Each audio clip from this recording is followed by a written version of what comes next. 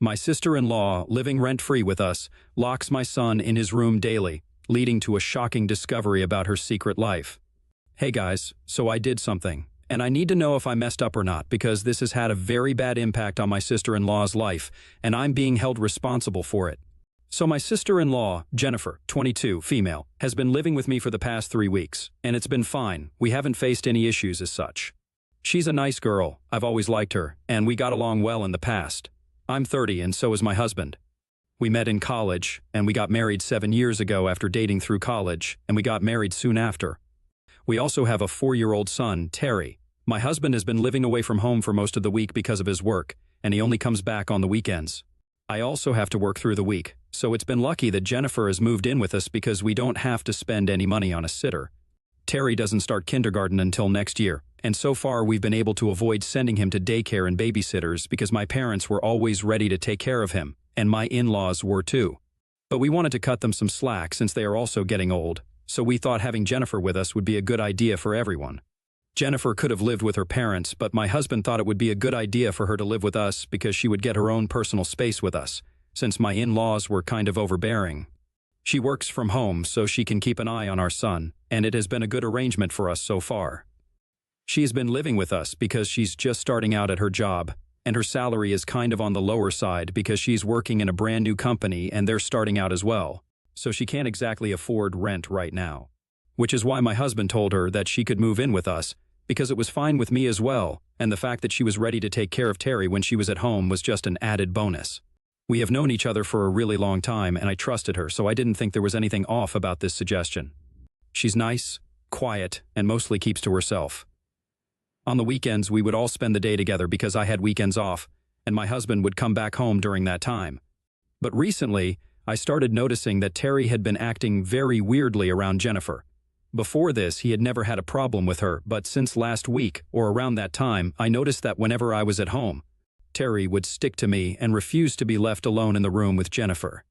At first, I barely picked up on it because I just thought that he was being a kid and following me around like most kids do. But then it started getting weird because he was never really clingy and liked to be on his own sometimes, so this was strange behavior. And after a while, I decided that I had to get to the bottom of it, because I noticed that he was mostly just following me around whenever Jennifer was in the living room, and he didn't seem to want to be around her. So, a couple of days ago, I sat my son down, and I asked him what was bothering him because I had noticed his behavior around his aunt, and I wanted him to tell me the truth about everything. At first, he was very reluctant to talk to me, but I assured him that Jennifer was not in the house and she would not do anything to hurt him. It was the evening. I had just come back home from work, and Jennifer had told me that she was leaving to spend the night at a friend's place because they had a party going on, so it was the perfect time.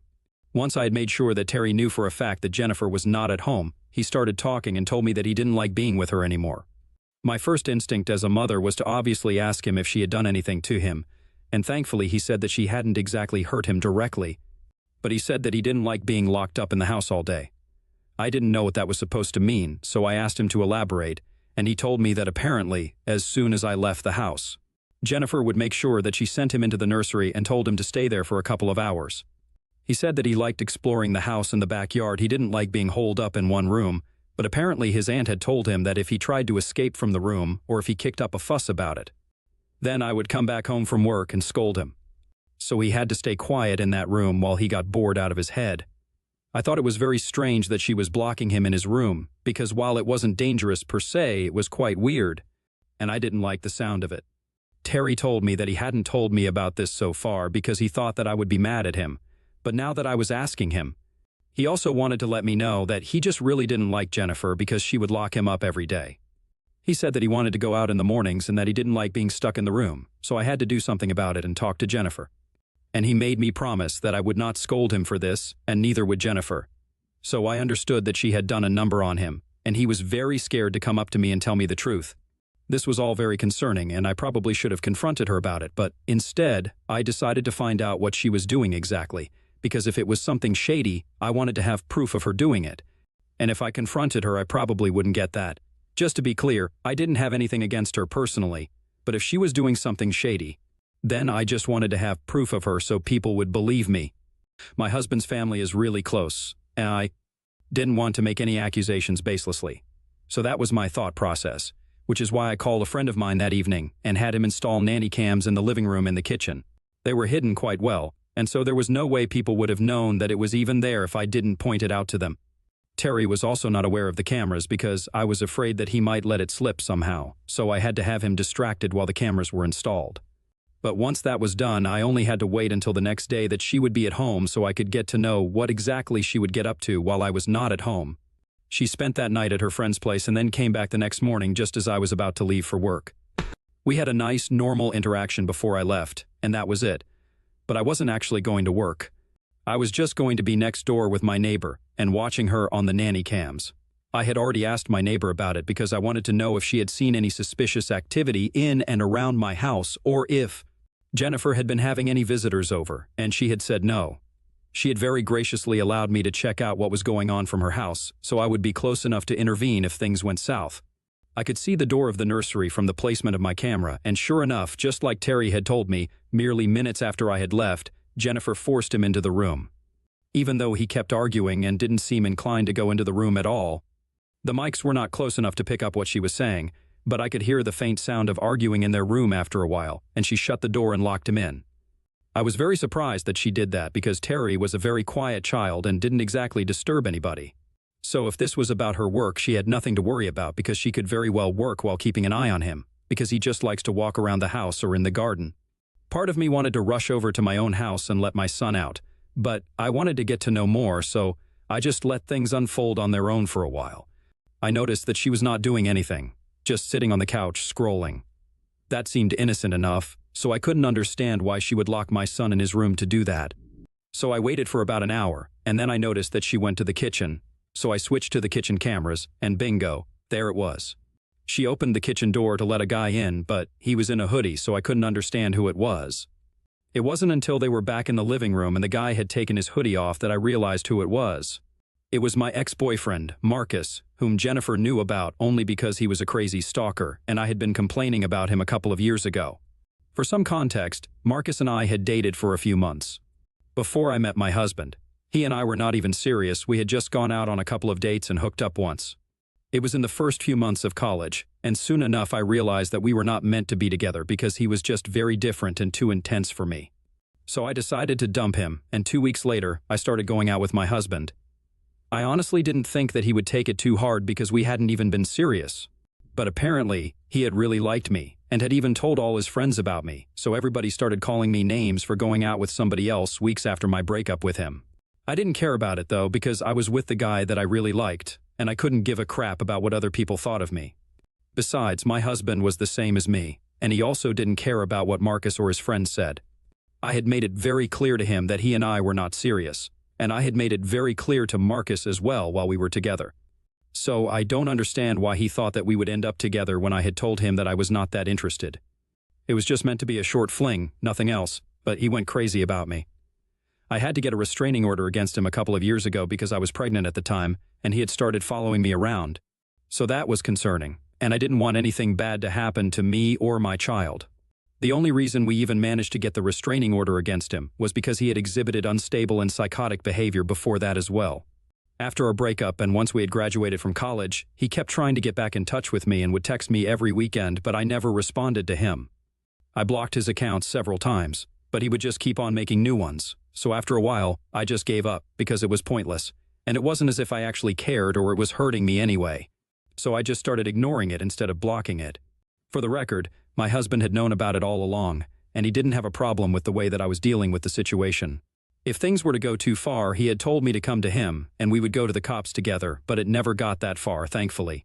However, around the time of my marriage, just as I had announced my engagement, he started calling me and begging me to take him back and cancel the engagement. I answered the call a couple of times just to get him off my back, and I even insulted him, hoping that it would hurt his pride and then he would stop calling, but he had no pride. He continued to call and only stopped when I got a lawyer involved, and I told him that I had filed a restraining order against him. I was bluffing, of course, but that scared him, and he promised me that he would be back. But the next couple of years, he didn't bother me, apart from a few texts saying that he missed me and he knew that we were going to be together someday. There was nothing too serious, but that changed when I got pregnant. I didn't announce it until I was in my second trimester, but when I did announce it on social media, that's when the stalking started. I didn't notice it for the first couple of days, but then I started seeing a white car with tinted windows following me around wherever I went. It really started freaking me out after a few days, so I decided to tell my husband about it and reported it to the cops. We found out that it belonged to Marcus, and he had been following me around ever since I posted about my pregnancy on social media. When he was brought in, he immediately started begging me on his knees to take him back and said that he didn't even have a problem with the fact that I was carrying somebody else's child. He insisted that I leave my husband and said that I couldn't punish him like this anymore. It was just totally psychotic, and I was really scared. So that's the day that I decided to press charges against him and filed the restraining order. We got one for 2 years, and for those 2 years he didn't bother me, so we didn't need to apply for another. I figured that after one restraining order he might have gotten his head back on straight and had forgotten about me, so I didn't bother with him after that. He also did not text me or bother me during and after that period of time, so I had completely forgotten about him. But when I saw him in my house, chilling with Jennifer and making out with her and stuff, I realized that this was unacceptable.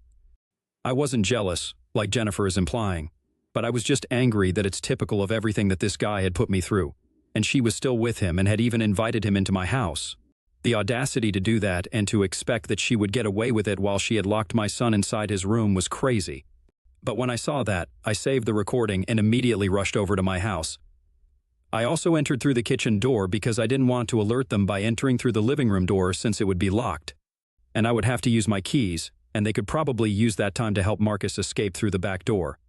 So I came in, and I walked into the living room, and I confronted them while they were getting cozy with each other on the couch. I started yelling at Jennifer, pretending that Mark wasn't even there because I didn't even want to talk to him. And I asked her what she thought she was doing because I had thought that she was responsible enough to make good decisions while she was home with my son, but clearly that was not the case. She tried to defend herself, saying that she was in love with Marcus, and so was he, and that they had been dating for almost a year now, so I had nothing to worry about. But for me, it was not even about them. I was mad about the fact that she had been lying to me and locking up my son in his room just because she wanted to spend time with her so-called boyfriend, who just happened to be my psychotic ex. It was the fact that she was treating my son badly and was lying to me that had really pissed me off, and I couldn't tolerate it. So I told her that she had to leave that very instant, or I would call the police on both of them, because I was not trying to let this go.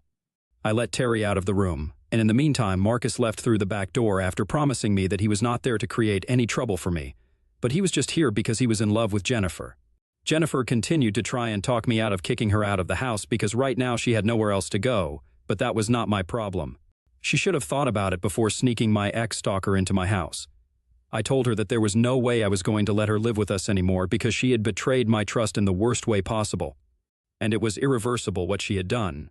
She tried to convince me that Marcus was a different person now. She said that he had gone to therapy for a really long time and was under intensive psychological pressure back then, which is why he had been acting out. And that's why I had to get a restraining order against him. But that apparently changed his life, and he got on the right track after that. She told me that she had met him at a bar about a year ago, and he was the one who had approached her first because he had recognized her from the wedding photos, and he wanted to tell her that he was sorry. And since it was not appropriate for him to come and apologize to me, he wanted to have Jennifer convey it to me.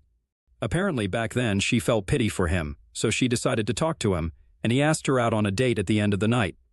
First off, that was incredibly creepy and not romantic in the slightest, like she believed it was, because he was around my age and she's a lot younger. She was just 21 at the time, and he must have been around 29 or around 30. If that's not creepy, I don't know what is. And more importantly, since she had known about his past, she had no business bringing him anywhere around me or my family. I don't understand why she thought it would be appropriate for him to come over, especially when I was the one doing her a favor by letting her live with me. Even though we were not related by blood, it would have been very easy for me to find a sitter and replace her, and there was no need for me to let her live with me. But I liked her, and that's why I had trusted her. But she took the trust that I had in her and tossed it right out of the window. So now, for her to expect that I would still continue to let her live with me and forgive her for what she did was just unreasonable and ridiculous. Besides, it was not even just a thing about Marcus. It was also about how she had been treating my son. Locking Terry in his room so she could canoodle with her boyfriend was not something that I appreciated, and I was not going to let her off the hook for it. So I told her very angrily that she had to leave the house because I was not going to allow her to live with me under any circumstances whatsoever. After a lot of begging and arguing, she finally came to terms with the fact that I had made up my mind and left. The only thing that she had asked of me was that I didn't tell her parents about it because they would be very upset, since this was something very wrong. I didn't make any promises. I just stood there silently and watched her leave. After that whole episode, I put Terry down for a nap because it had been a very stressful morning. But I still had to tell my husband about what had happened.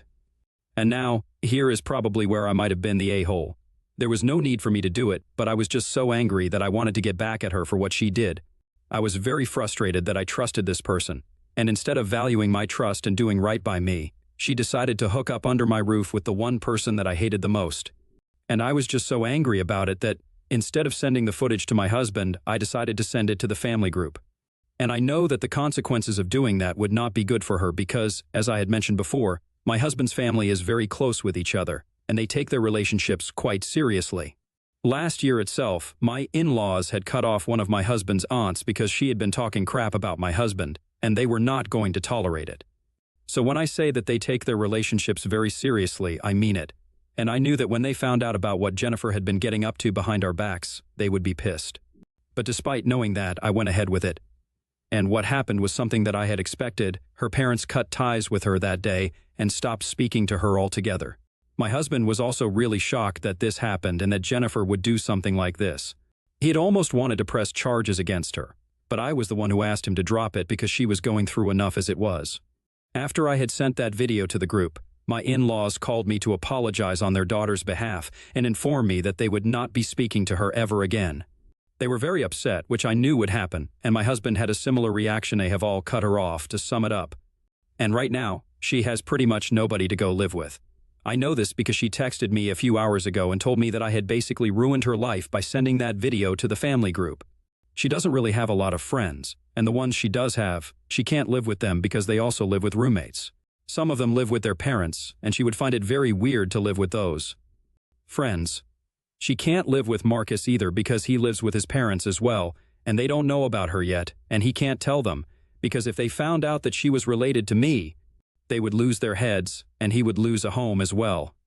So now basically she can either find an apartment, which is going to be bad because she can barely afford it on the salary that she has, or she will have to start looking for a better job. But she can't do that while being homeless. So it's a conundrum, and I feel really guilty for putting her into that situation. I know that I shouldn't have to, but I just feel bad because she's in trouble right now, and it's all because of me. I don't know, I feel like my reaction might have been a bit too extreme and driven by anger instead of just wanting to do the right thing. And it's not like I didn't know that this was going to happen. I was fully aware of the kind of reaction that my husband's family would have to something like this, and yet, in spite of knowing that, I sent that video to the family group, and I feel very responsible for what is happening to her. I talked to my husband about it, and he thinks that I'm overthinking it and that this is not really my fault, it's Jennifer's fault. And even if you do give them the benefit of the doubt and believe that Marcus probably has changed for the better, it still doesn't excuse what she did with Terry. She used to lock him in his room for hours to the point where he had developed a fear of being in his room for too long, and we are still trying to deal with it. So she kind of had this coming, and it's very pointless to blame myself for it. This is something that she did to herself, and yet I can't shake off the feeling that I am responsible for it. I just feel very bad, especially after the message that she sent. May can tell that she's desperate right now, and it doesn't help the situation or how I feel about it. ATA for getting my sister-in-law in trouble with her family because she was hooking up with my stalker ex. Update 1. Hey, thanks for the reassurance, you guys. That really helped me deal with the things that have been going on and helped me to process a lot of it. Also, some of you have been asking if I have been thinking about taking my son to therapy, and yes, that has been on the table. My husband and I have been throwing around that idea for a while now, pretty much since the day that we found out about his sister. So we might start in a couple of days. Thank you so much for the concern yet again. Update 2. So my husband, his family, and I received an email from Jennifer today, almost 2 weeks after the incident.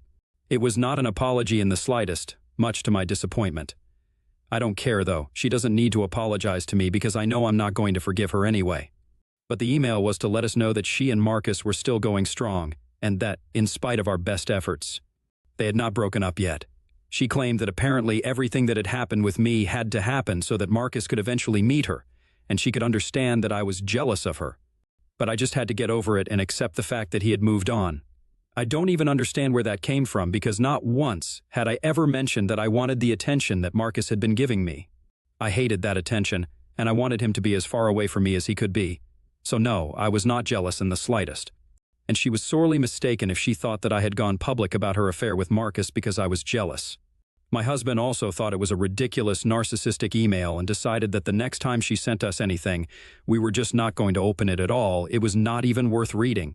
One thing's for sure, though reading that email really made me glad that I had sent that photo to the family group instead of just to my husband, because everybody deserves to know what a horrible person she really was.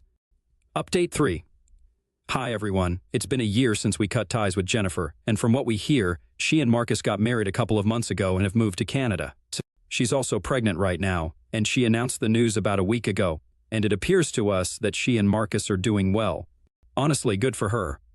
The funny thing is that even my husband and I are also expecting a child, and I'm in my second trimester already. Not many people know it, but I guess we're going to make that announcement soon enough. As for Terry, he's very excited to be a big brother, and my husband and I are overjoyed about this. And we are going to make sure that this time we don't screw up by getting a bad babysitter.